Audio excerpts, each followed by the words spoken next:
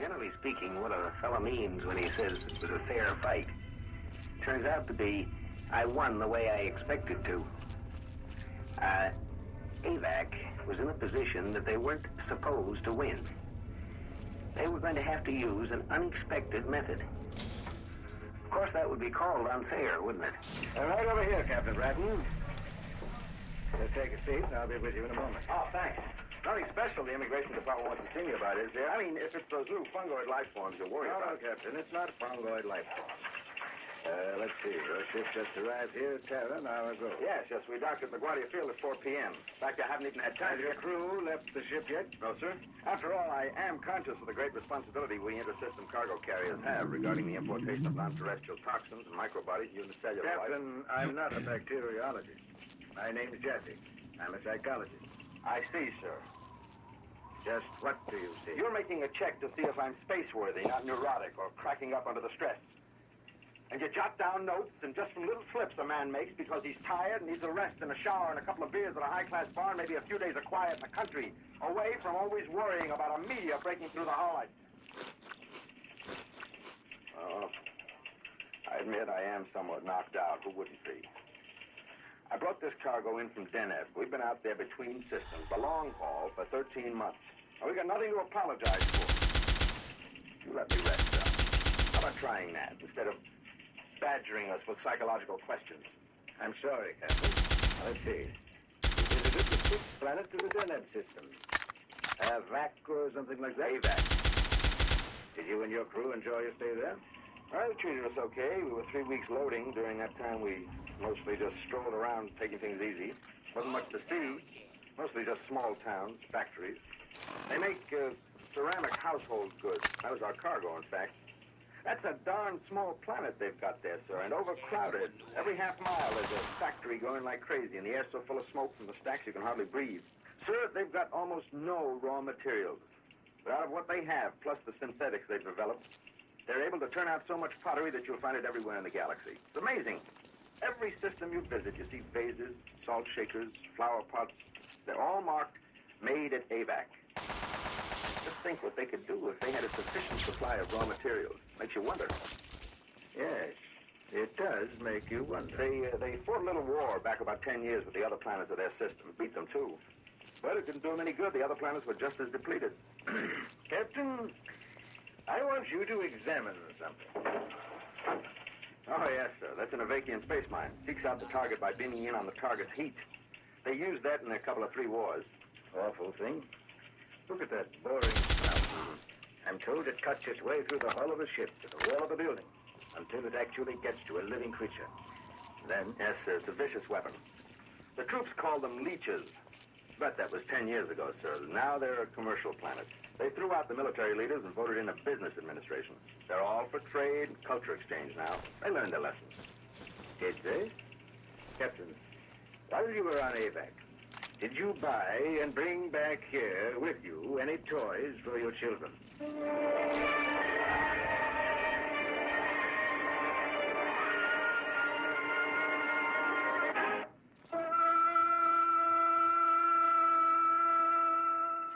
Just as a fair fight hasn't been well defined, neither is the concept toy. Take a portable typewriter, for instance. Is this a toy for a child? Or is it the working tool of a newspaper reporter? It isn't really what the thing is, but how you think about it, what you intend to do with it. What is a toy? A toy for children. While you were on Avak, did you buy and bring back here with you any toys for your children? Well, as a matter of fact, I'd like to see what toys you bought on Avak. Let's have a look. Still it back on the ship in my cabin.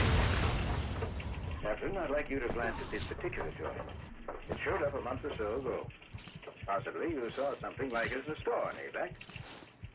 It looks like an ordinary set of model soldiers to me. British Grenadiers, I guess. Very authentic, too. Gosh, look at the detail on the uniforms. Yes, it's amazing. You'd think they were real. Genuine British soldiers of centuries ago, standing 3 inches high. And their cannons. You'd almost expect those cannons to fire, wouldn't you? Fine workmanship. Well, Captain, The cannons do fire. No kidding. I'll show you. I'm using now what is called a ramrod. Ramming the powder and shot in. Just a second. There. Now it's ready. They must use watchmaker's tools, microscopic precision. I'll fire it out the window. Ready? Ready.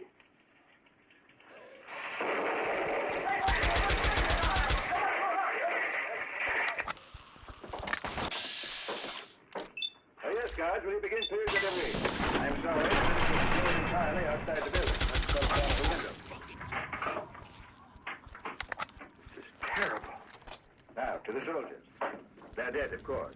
Well, let's say inert. We destroyed their neural systems with high voltage. We simply took the cartons of soldiers and put a charge through them. That's gradual. It's hard, even for a people uniquely talented in microscopic assembly, to produce a workable robot only 3 inches high. I see. Of course, robots. Yeah, look at this. Well, I'd say this is, it looks like a little toy telephone set. Gosh, we had those when I was a kid. Talk to the kid across the street, transmit for a block or more. Talk into it. Here. I'll get out the mate and answer you. In fact, I'll go stand over here, away from you with it. Okay, Captain, can you hear me? I hear you, sir. Say something foul. Sir? You're a spaceman. Think of the foulest oath you can remember. Say it into the phone. Okay, sir. You know, sir, it's the darndest thing. I guess I must be nervous. I can't. Try. I can't, sir. I can't think of anything foul. All right. That's what I wanted to show you, Captain. The phone acts to inhibit the speech center of persons near it. Sort of damper. Actually, the technique was known to us. We used it during World War III, during brain-cleansing therapy. You know, obliterating hostilities from the minds of enemy prisoners. Sure. But to incorporate it into a child's toy. You see, Captain, a child exposed to this mechanism over a long period of time would develop a docility, a passivity, an inability to feel angry or aggressive. Brain cleansed. Now look at this. But, seems to be... Yeah, it's one of those question and answer games. You know, you get a buzz if you guess the right answer. I'll fit a question sheet over the terminal. With this toy, the child develops a rudimentary knowledge of natural facts and a variety of topics. And let's see, this top sheet consists of questions on growing plants and flowers. Yeah, well, let's try something different. All right, how about great composers? No, I think I'd like to try this sheet titled The Human Body. I used to know something about that. I took a college correspondence course in biology during a long trip out. Very well. I'll plug in question 3. The digestive system breaks down protein foods into what simple molecule? Amino acids. Answer number 9. Plug the answer wire onto the number 9 terminal. I agree. Amino acids is right. Oh, what's the matter then? Works normally. Now try it the way we started. Question 3 with answer 9. You won't get a buzz this time. Well, but we did get a buzz, and it's right. Yes, we got a buzz before, but we won't get one now. See, Captain, there's a circuit in this thing that randomizes the buzz. The child using this so-called educational toy will get correct answers to start with.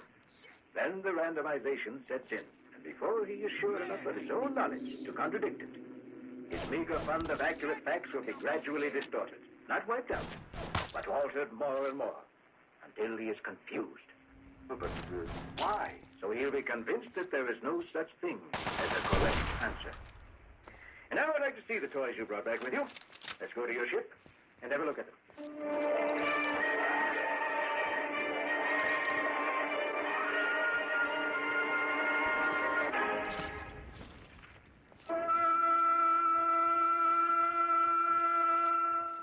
The man who won the last war always wants his methods of fighting a war to be the ultimate weapons, because he wins with those. But what is the real ultimate weapon? A weapon that no other weapon can touch. How about the weapon of changing your enemy into a friend, or changing your enemy so he doesn't even try to defeat you? Wouldn't that be a more powerful weapon than any possible attacking device? Wouldn't it? He's 9. What is it? But can't you tell? Looks like a costume. Yeah, I'll spread it out. What kind of a costume is it? I don't see any identifying features. Looks more like a sack. A gray sack. I shopped around Avak for days before I ran across this. Yeah, I'll put it on. Yeah, right sleeve. Left. Yeah. Explain it, Captain. But can't you see? No, you're simply inside a gray sack. That's all I can see. I'm a cowboy. What? This is a cowboy suit. More than that. Of course, it takes a few minutes. Good Lord. It's changing color. So am I. Changing me into a cowboy. Darn it, I said I was a cowboy, and I am. Now, I don't mean I'm just pretending to be a cowboy. I mean as long as I'm wearing this material around me, I actually become a cowboy. Notice I've got chaps on my legs? I put this on a couple of times on the trip back, me and the crew both. Really got a kick out of it. Looky here. I got me a 6-gun. Where did that gun come from? Grew out of the suit. Your head's expanding and turning black. Nah, that's my 10-gallon black felt hat. Incredible. Put 'em up, partner. Why, your skin looks like leather. Is that your idea of a humorous remark, partner? Take it off. Take what off? That material before it's too late. Take it off before you're so far down in that fantasy world you can't get back. Like they intended it. Take it off. Just when I was beginning to enjoy myself. You know, friend, when I was just a little tyke, I used to pine to be back in the good old days and ride the range. Back when you could smell the sagebrush growing out in the free country where... What was I saying? Why, a cowboy. Why, My God, John, you've become a consumer. I put it on. It's whatever your fantasy is. Now, Charles probably would use it to become a 20th century businessman. Gray flannel suit, Ivy League. He reads all those old adventures about New York before it was destroyed. Those advertising operas. Give me that material. I'm impounding it. But why? What's wrong? It just helps the kid act out perfectly normal childhood fantasies. Charles plays advertising exec all day long. With this, he can... A child couldn't possibly hold out against me. It almost got you, and you're a grown man. Do you want to lose your child? Do you want to see him disappear down into a fantasy world and never return? Let's see what else you brought back. Yeah. Only one more toy. Actually, it's a game for my older boy, Pete. He's 12. Open it up. Yeah. It's called Enterprise. I figure all the kids in the block can play. It's a lot of fun. A bunch of us played it on the trip back. Can two play? Mm-hmm. 2 players up to 8. Well, let's play. Each player buys shares with money borrowed from the other players. Now, at any time, a creditor can demand payment either in shares or in money. But as soon as a player ceases to extend credit, he must show what shares he holds. He has to show which groups he's been able to get control of. From then on, he has to bid out in the open, with everyone else knowing what he's got shares.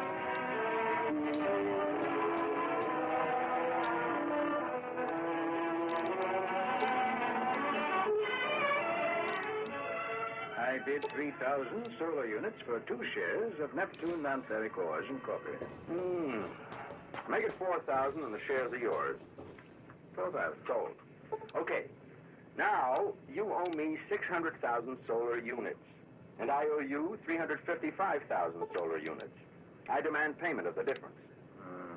Let's see. I don't have 245,000 units worth of stock. Yes, you do.